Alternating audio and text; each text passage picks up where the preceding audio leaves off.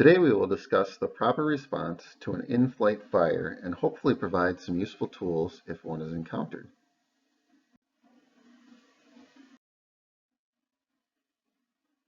An in-flight fire is one of the most dangerous and frightening problems a pilot must train for. Training for emergencies gives pilots the ability to make quick, decisive actions under stressful situations and gives the pilot and his or her passengers and crew the best chance for surviving an emergency. Today we will discuss three types of fires: engine fires, electrical fires, and cabin fires.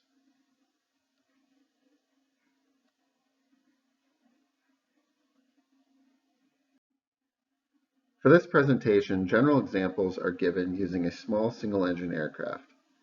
Checklists used will vary between aircraft. Pilots should consult their aircraft's pilot operating handbook or airplane flight manual for checklists and applicable procedures specific to their aircraft.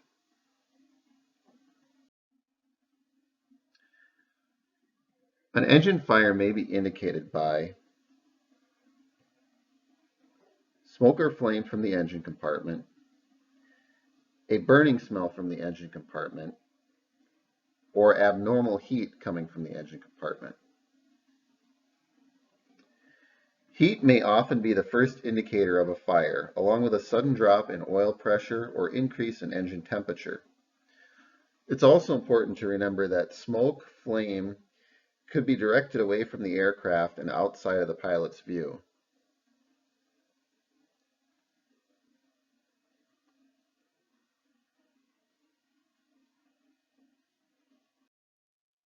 If a fire is identified in flight, it may be helpful to use the memory aid FAD. Fly the airplane, assess the situation, decide what to do, and do it. Remember to fly the airplane. Don't let the emergency distract you into making a bad situation worse. Perform the memory items from your aircraft's engine fire in-flight checklist, and then the other checklist items if there's time. After shutting off the fuel supply and ignition, if the fire does go out, do not attempt to restart the engine. You can increase your glide speed in an attempt to extinguish the fire and get down for landing. Some aircraft can be side-slipped to direct the smoke and or flames away from the cabin. Consult your aircraft's POH for limitations. If the fire is not extinguished immediately, a rapid descent will be necessary. The higher speed may provide an incombustible mixture and extinguish the flames. However, be careful to stay within the speed limitations of your aircraft. Find the nearest suitable landing area and commit to it. Don't stay airborne any longer than necessary. This is much different from finding an airport or appropriate landing strip. The goal is to minimize the risk of injury to yourself, your passengers, and anyone on the ground. Don't put anyone at risk in an attempt to save the aircraft. Next, let's talk about electrical fires in flight. This type of fire may be identified by a distinct odor from burning electrical wires or insulation, sparks, smoke, and or flames from the engine compartment. After a fire has been identified, as always, remember to fly the airplane. Perform the electrical system memory items from the manufacturer's checklist. If no checklist is available, turn off the battery master and the alternator switches. On aircraft without an alternator switch, the alternator fuse or circuit breaker should be pulled. When you are sure the fire is extinguished, open all the vents to remove smoke from the cabin. Leave all electrical equipment off and land at the nearest suitable airport.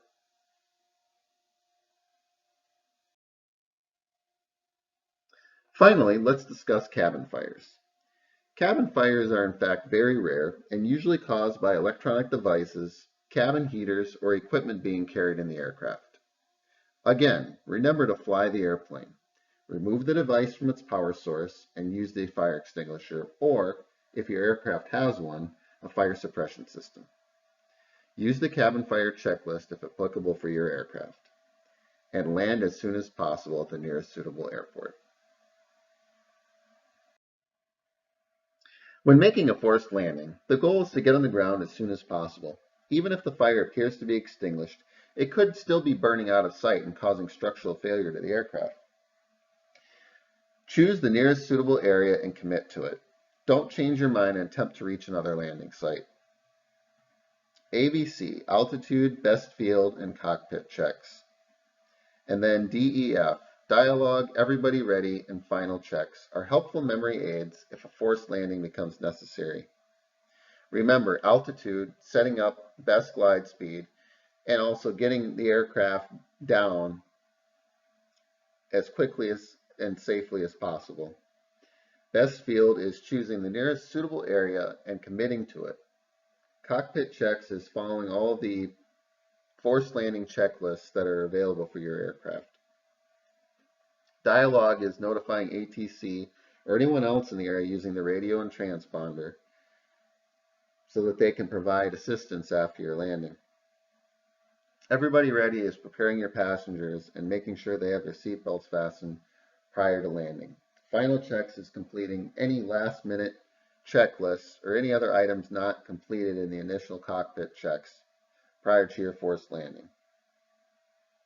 Remember to land with the cabin door unlatched to prevent a jammed door from trapping you and your passengers during a forced landing. After the landing, evacuate quickly and upwind of the aircraft. The aircraft could quickly become engulfed in flames after landing.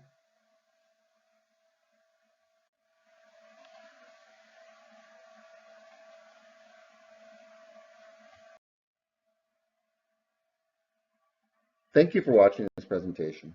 Hopefully you will never experience an in-flight fire. But if you remember to fly the airplane, follow the checklist, decide on a landing site and commit to it, evacuate yourself and your passengers quickly, you will have the best chance of surviving the incident.